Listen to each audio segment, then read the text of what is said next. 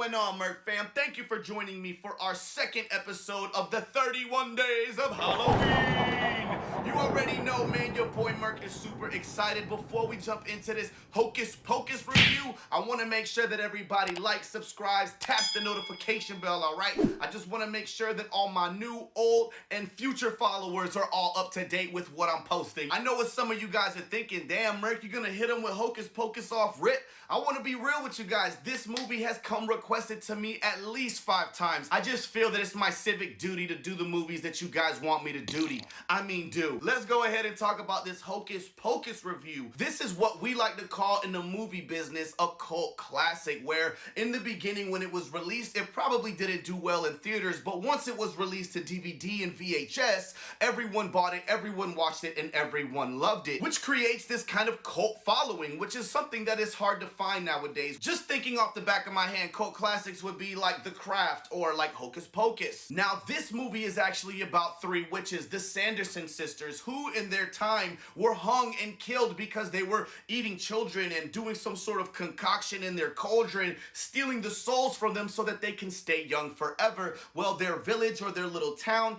got wind of it. They actually rounded them up and they hanged these witches. Now, before they are executed, they sing out this incantation, which pretty much says that they're gonna be coming back when a virgin lights some sort of candle, some sort of Ouija board shit. But at the end of this scene, the witches were actually hung and you see their feet dangling. And to think about it, this is a very graphic scene for a Disney movie. Hundreds of years later, after the story of the Sanderson sisters has been made this living legend, the main character moves into this town with his family. He's a teenager, he's got a younger sister, and for the most part, he doesn't like being here. He seems like a city boy stuck in this small town. I really could relate to him at the time because I had moved from one city to another when I was actually watching this movie in school and shit like that. I never really watched this movie at home until I was an adult. I also have a younger sister, so I really identified with the main character. The entire town knows about the Sanderson sisters to the point where they teach it on Halloween. So this is the time frame that we're watching this movie in, Hallows Eve. So the main character, Max, has the hots from one of the girls at school. He kind of exchanges some information with her during the day. His parents actually force him to take his little sister trick-or-treating, and that's what he does, okay? He ends up running into that girl on her house, on her doorstep, knocking on the door. They end up wanting to hang out, okay? Now, once him and his sister and the girl are out, they come up with this idea to go and light the candle of the Sanderson sisters' home because Max doesn't believe in the hocus pocus of it all. To be honest with you guys, I cannot believe I know this much about this movie because I've never really sat down and watched it from beginning to end,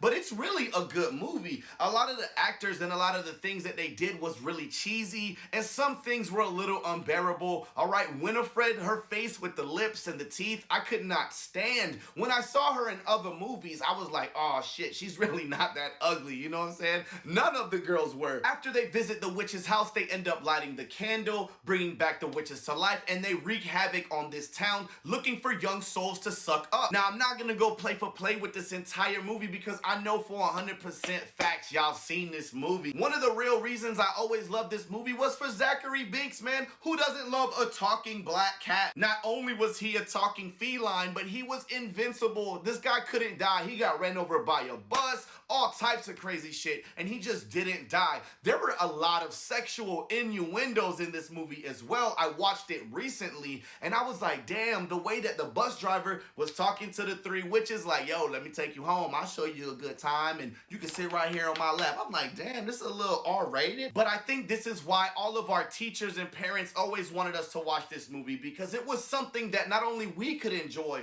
but our parents and older folk could enjoy as well. You know, this movie really brings a lot of laughs, a lot of funny times. I put a spell on you. You know what I'm saying? Like, a lot of key things stick out to me in this movie, man, and I'm sure it does for a lot of you. Man, my top 3 moments of this movie by far are when the witches are brought back to life, when they visit the devil and he's really not the devil and his wife kicks their ass, and of course those final moments in that 3rd act, man. What do do you guys think about this movie? Is it really a cult classic, or is it just something that's forced on us and we think we love it, huh? I just gotta hear what you guys think about this movie in the comments below. To keep it real with you all, I love watching this movie every Halloween. It's just something about it that I absolutely love to just watch with the fam. At the end of the day, I'm gonna give Hocus Pocus a 9 out of 10 because you know what?